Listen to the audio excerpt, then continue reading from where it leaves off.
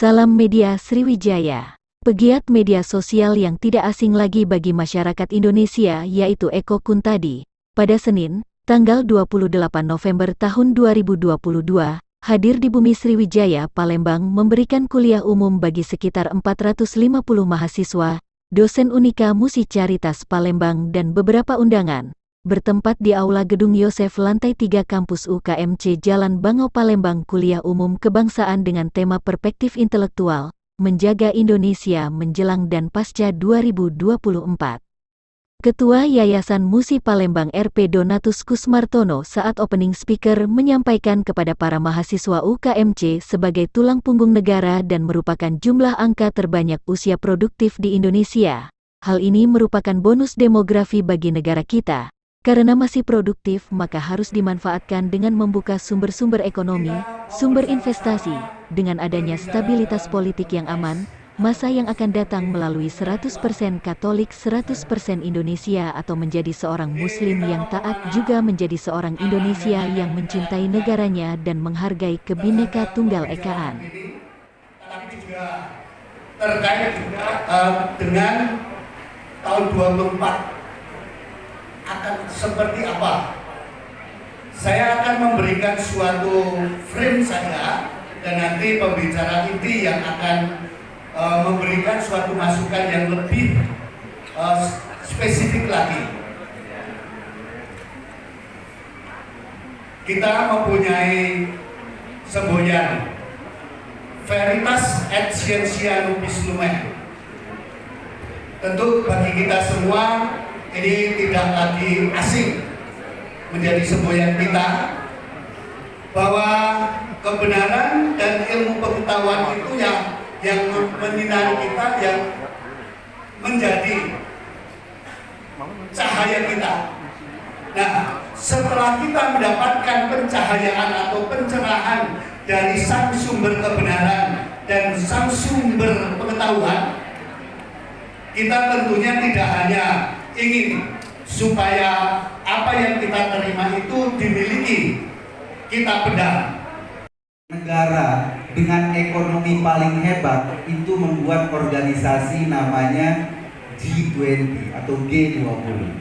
Dan Indonesia masuk sebagai salah satu negara yang ekonominya paling besar di dunia. Percaya nggak? Saat G20 kan kemarin kita kena pandemi. Rektor UKMC Dr. Singgi Setiawan, partner speaker pada kuliah kebangsaan, menyambut baik kegiatan kuliah umum yang diselenggarakan ini sangat bermanfaat bagi para mahasiswa khususnya yang baru masuk semester 1 guna menambah wawasan politik yang terjadi saat ini menjelang Pesta Akbar 2024. Kuliah umum ini tentunya dapat menambah ilmu dan wawasan bagi mahasiswa dan dosen serta stakeholder lainnya dalam rangka implementasi program Merdeka Belajar Kampus Merdeka (MBKM) dan mengetahui situasi politik saat ini.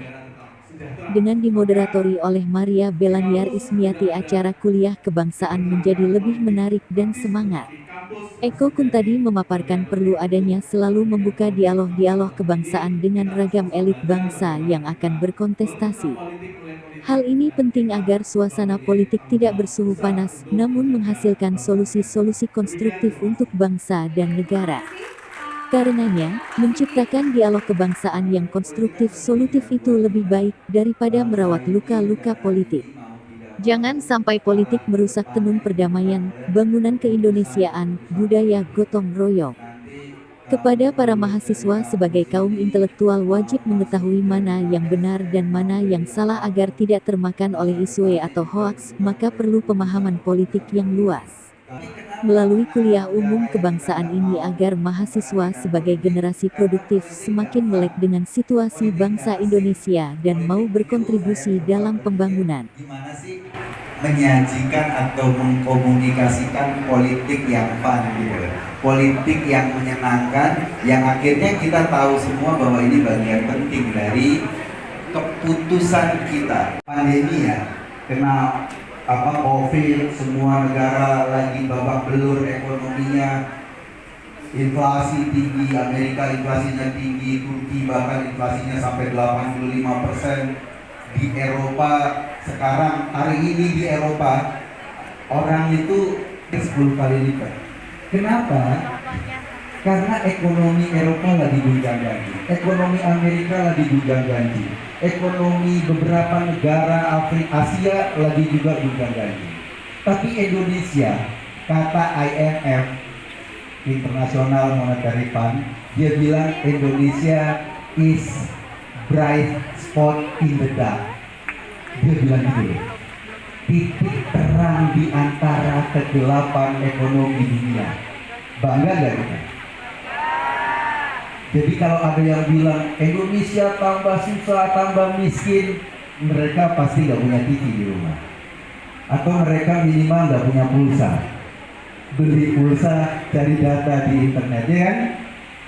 Itu yang harus kita pahami tentang bangsa kita sekarang. Pak Harto zaman Orde Baru sekolah gratis. Iya, emang zaman Pak Harto lu masih SD, sekolah lu gratis, yang bayarin bapak lu. Sekarang di sarapannya nggak lagi telur dibagi dua seperti lagu itu, singkong bagi dua, singkong bagi dua gitu, ya kan? Kita makan telur sudah satuan gitu loh. Ekonomi kita makin maju, dunia ini makin bergerak ke arah kemajuan. Jerman mengalahkan Prancis.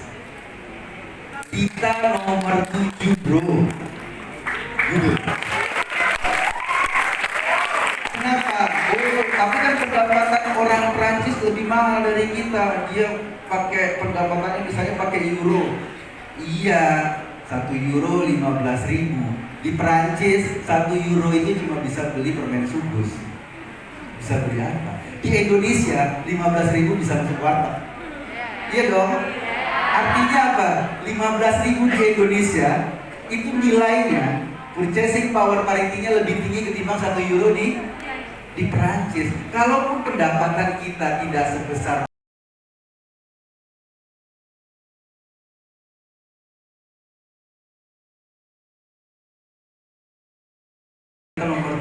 hak suara kita, gitu ya, karena kita punya tanggung jawab untuk mendukung dan menjaga Indonesia tahun 2024 ke depannya. Apalagi setelah G20, gitu ya, manfaatkan kesempatan ke depan itu dengan baik. Jadi di tahun 2024